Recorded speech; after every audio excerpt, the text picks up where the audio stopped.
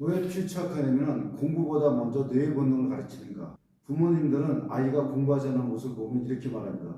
왜 이렇게 게으르지? 왜 자꾸 핑계를 대지? 왜 잘못을 인정하지 않고 남 탓만 하지?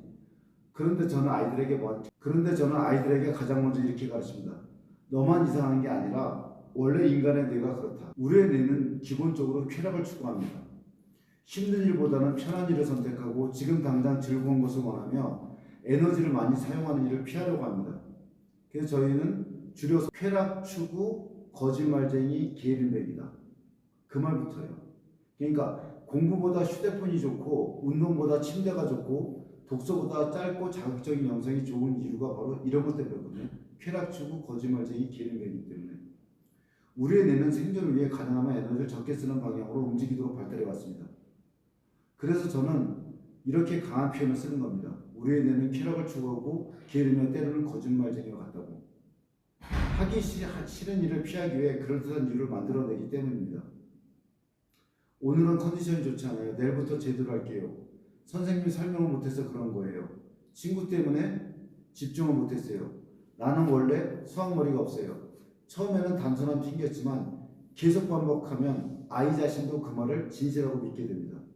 잘못을 인정하면 자신이 불편해지기 때문에 남 탓하고 환경을 탓하고 상황을 탓합니다. 그래서 결국에는 자신의 행동을 정당화시키고 우리는 이것을 자기합리화로 부릅니다. 그러니까 정리해서 말씀드리면 우리의 뇌는 쾌락 추구 거짓말쟁이 게으름뱅이에요. 그렇기 때문에 남 탓하고 핑계대고 자기합리화 시킵니다. 이게 핵심이에요. 근데 중요한 것은 진짜와 가짜를 구별하지 못해요. 우리의 뇌는.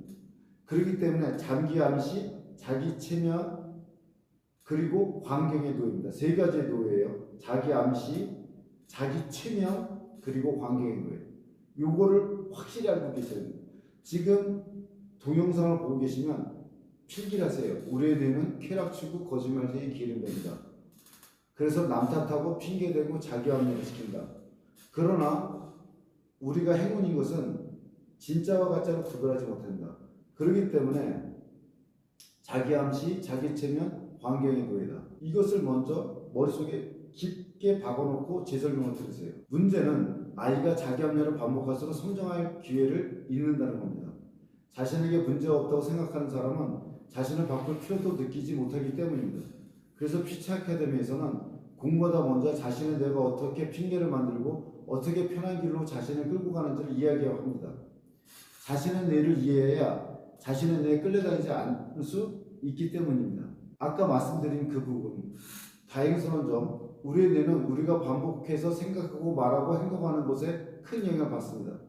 처음에는 어색한 말이라도 반복하고 머릿속으로 그 모습을 그려보고 실제 행동을 옮기면 점차 그것을 자신의 정체성으로 받아들이기 시작합니다.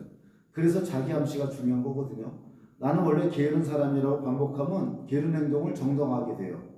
반대로 이렇게 말할 수도 있습니다. 나는 하기 싫어도 시작하는 사람이다. 나는 힘든 일을 피하지 않는 사람이다. 나는 넘어져도 다시 하는 사람이다. 나는 한번 시작한 일은 끝까지 하는 사람이다. 중요한 것은 단순히 긍정적인 말을 외치는 것이 아니라 그 말에 맞는 작은 행동을 반복해야 됩니다. 일어나기 싫을 때 바로 일어나고 휴대폰을 보고 싶을 때 책을 펴고 포기하고 싶을 때 10분만 더 해보는 것입니다. 말과 행동이 반복되면 결국 그 사람의 정체성이 되거든요. 그러나 자기 함수가 더 강력한 것이 바로 환경입니다. 인간은 생각보다 의지가 강한 존재가 아니에요. 우리는 환경 영향을 받습니다. 책상 옆에 침대가 있으면 눕게 되고 손이 닿는 곳에 휴대폰이 있으면 보게 됩니다. 주변 친구들이 공부하지 않으면 자신도 공부하지 않게 되고 모두가 시간을 지키는 공동체에 들어가면 자신도 시간을 지키게 됩니다. 그래서 퓨처 아카데미는 아이의 의지를 계속 시험하지 않습니다. 의지가 없어도 움직일 수밖에 없는 환경을 만듭니다. 휴대폰을 차단하고 정해진 시간에 일어나고 운동하고 책을 읽고 토론하고 발표하고 공부하게 합니다. 우리는 아이에게 단순히 이렇게 말하지 않습니다. 정신 차려라, 열심히 해라.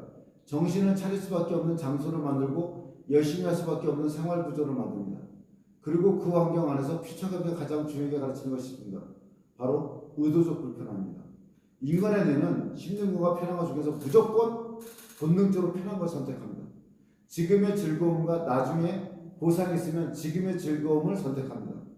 휴대폰은 지금 즐겁고 공부의 보상은 나중에 옵니다. 야식은 지금 맛있고 건강의 결과는 나중에 나타납니다. 잠을 더 자는 것은 지금 편하지만 일찍 일어나 얻는 성취감은 나중에 옵니다. 그래서 본능대로만 살면 우리의 선택은 늘 비슷해지죠. 지금 편한 것, 즐거운 것, 쉬운 것을 선택합니다.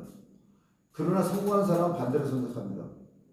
지금과 나중이 충돌하면 나중을 선택합니다.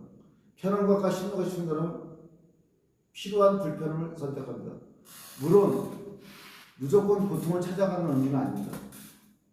자신을 성장시키는 불편함과 자신을 망가뜨리는 고통을 구별해야 됩니다. 그러기 위해서는 우리가 읽어야 될 책들이 있습니다. 완벽한 원시인이 바로 의도적 불편함을 선택하고요. 본능대로 살지 않고 본능에 역행하는 책이 바로 역행자고요. 그리고 이 모든 불편함은 바로 스트레스로 다가옵니다. 그렇기 때문에 스트레스를 긍정적으로 생각하고 의미를 부여하고 성장할 수 있는 삶. 그래서 스트레스의 신이라는 책이 필요하고요. 그 다음에 인간관계를 제대로 이해하려면 바로 데일 카네기의 인간관계를 읽어야 됩니다. 이런 책들을 읽으면서 너한테 지금 있는 것이 적절한 좌절이야. 그래서 적절한 좌절이라는 책을 또 읽어야지. 지금 제가 말한 책들, 완벽한 원시인, 여기를 통해서 의도적 불편함을 배우고요. 인간의 본능대로 살면 안 된다는 걸 통해서 역행자를 배워야 되고요. 그 다음에 인간관계가 중요하다 해서 데일 카네기의 인간관계로, 그리고 스트레스를 긍정적으로 생각하면 코르티솔 호르몬만 나오는 게 아니라 이거를 성장할 수 있게 만드는 DHEA라는 호르몬이 나옵니다. 그리고 BDNF라는 이 뇌발전 호르몬이 나오고요. 옥시토신 호르몬도 나오지만, 그래서 이 스트레스의 신이라는 책을 읽게 만들어야 되고요. 그 다음에 이 좌절을 극복해야 된다. 지금 좌절이 필요하다 너한테. 그거를 가르치는 적절한 제자. 다시 설명드릴게요. 완벽한 원시인, 역행자, 그리고 적절한 좌절, 스트레스의 신, 그리고 완벽한 원시인. 이거를 공부하기 위해서는 먼저 하루 1%라는 책이 필요하거든요. 워크북까지.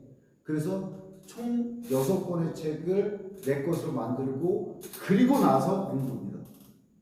이 6권의 책을 먼저 익히면서 아까 말씀드린 우리의 뇌구조, 우리의 뇌는 쾌락추구, 거짓말쟁이, 기린뱅이야.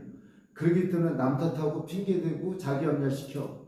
근데 중요한 것은 진짜와 가짜를 구별하지 못하기 때문에 자기 암시, 자기 체면, 그리고 환경의 노예야.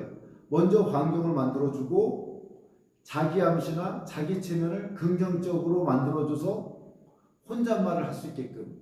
그래서 우리의 뇌구조를 바꿔가면서 그 다음에 공부를 시켜야지 아이가 제대로 할 수 있습니다. 순서를 먼저 하셔야 돼요. 공부가 먼저가 아닙니다. 먼저 우리의 뇌구조를 알려주고 뇌구조를 바꾸고 거기에 맞는 환경부터 만들어줘야지만 아이가 바뀝니다. 이것을 명심하셔야지만 아이가 근본적으로 바뀔 수가 있습니다.